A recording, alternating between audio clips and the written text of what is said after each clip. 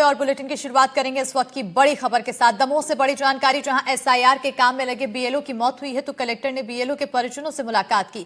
परिजनों से मिलकर सांत्वना और संवेदना दी है। तो बीएलओ के परिजनों के लिए सुविधाओं की मांग की गई है। कर्मचारी संगठनों ने प्रशासन की मांग की। कलेक्टर ने सुविधाएं देने का आश्वासन दिया है। बीएलओ के बेटे को अनुकंपा नियुक्ति देने का वादा किया तो कलेक्टर ने बच्चियों को रोजगार देने की बात कही है। बड़ी जानकारी आपको दमोह से दे रहे हैं, जहां एसआईआर के काम में लगे बीएलओ की मौत हो गई। कलेक्टर ने बीएलओ के परिजनों से मुलाकात की। बताते चले कि परिजनों की तरफ से आरोप लगाया गया था कि काम के प्रेशर की वजह से काफी परेशान थे और ऐसे में उन्हें काम के प्रेशर की ही वजह से हार्ट अटैक आया, जिसके बाद परिजनों से मिलकर सांत्वना और संवेदना दी गई। हमारे शिक्षक श्री सीताराम गौड़, जो प्राथमिक शिक्षक थे एक परिसर विद्यालय रंजरा में, उनको बीएलओ कार्य में लगाया गया था।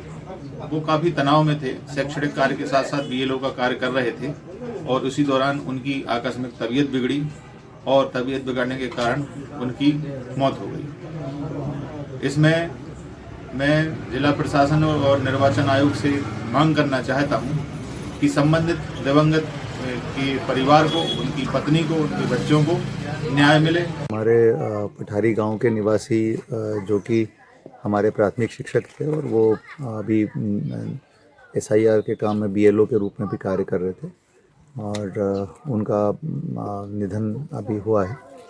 वाकई में बहुत ही दुख का विषय है और हम सभी लोग शोकाकुल हैं। और आज मैं उनके परिवार वालों से मिलने के लिए पठारी गांव में आया हूं। तो हम लोगों ने ये तय किया है कि एक तो उनको एक्स ग्रेशिया की राशि तो हम दे चुके हैं, साथ में जो इनके सारे ड्यूज़ हैं, उनकी ग्रेच्युटी और बाकी जीपीएफ वगैरह सारे एक सप्ताह के अंदर उनके जो उत्तराधिकारी हैं उनके खाते में ये पैसा ट्रांसफ़र कर दिया जाएगा।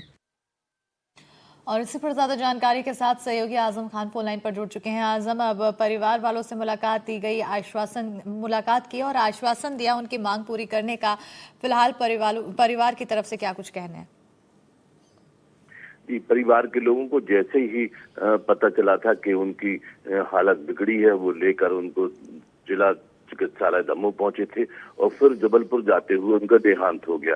देहांत होने के बाद उन्होंने ये बताया था कि काफी तनाव में थे और तनाव के कारण ही उनकी मौत हुई है। शुरुआती दौर में जैसे ही मौत की खबर उनके सभी परिजनों ने और कर्मचारी साथियों ने सुनी तो उन्होंने ये कलेक्टर को ज्ञापन सौंपा और कहा कि हमारे साथी की मौत हुई है और इसके लिए चुनाव आयोग को और प्रशासन को जल्दी से जल्दी कोई कदम उठाना पड़ेगा ताकि लोग जो इस काम में लगे हुए हैं उनको तनाव न बने और वो इस तरह की उनके साथ कोई हादसे ना हो। कलेक्टर ने इनकी बातों को संज्ञान में लिया और कल कलेक्टर स्वयं जाकर उनके घर और परिवार के लोगों से मिले।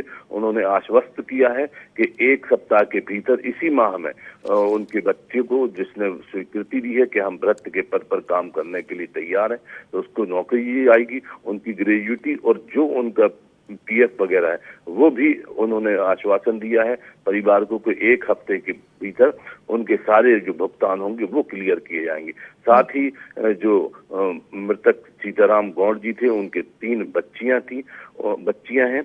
उन 3 बच्चियों के लिए रोजगार के लिए उन्होंने पूरी योजना बनाकर रखी है और कहा है कि वो जिस तरह का रोजगार करना चाहेंगी किया जाएगा। इसके साथ ही जो दमोह कलेक्टर हैं उन्होंने एक विशेष सुविधा दमोह में सारे बीएलओ को दी है। उन्होंने कहा है कि अगर जिसको जो भी सहायक चाहिए है, 1 से लेकर 5 तक सहायक उन्होंने बीच में देने की घोषणा कल की है और स्वास्थ्य विभाग को विशेष रूप से आगाह किया है कि हर एक पोलिंग बूथ, हर एक स्वास्थ्य केंद्र पर सुबह 5 बजे से लेकर शाम के 5 बजे तक एक विशेष टीम सिर्फ बीएलओ के स्वास्थ्य के लिए रहेगी। इस तरह दमोह की बीएलओ के प्रति जो कलेक्टर की संवेदनाएं हैं, यहाँ की प्रशासन बिल्कुल संवेदनाएं व्यक्त की हैं, साथ ही साथ आश्वासन दिया गया है अनुकंपा नियुक्ति और बेटियों के लिए भी तमाम वादे किए गए। बहरहाल बहुत शुक्रिया तमाम जानकारी देने के लिए। आज खबरों में आगे बढ़ेंगे। हरदा से अगली बड़ी खबर है। दंपत्ति ने की खुदकुशी की कोशिश तो शराब पीने से रोकने पर पति ने खाया जहर। थोड़ी देर बाद पत्नी ने भी जहर खा लिया। दोनों की हालत गंभीर बनी हुई है, अस्पताल में भर्ती हैं। हंडिया थाना क्षेत्र के बैड़ी गांव का पूरा मामला बताया जा रहा है। तो बड़ी जानकारी आपको बताते चले हरदा से दे रहे हैं, जहां पर जहर खाकर खुदकुशी की कोशिश। वहीं दंपति ने जहर खाया, हालत गंभीर बताई जा रही है।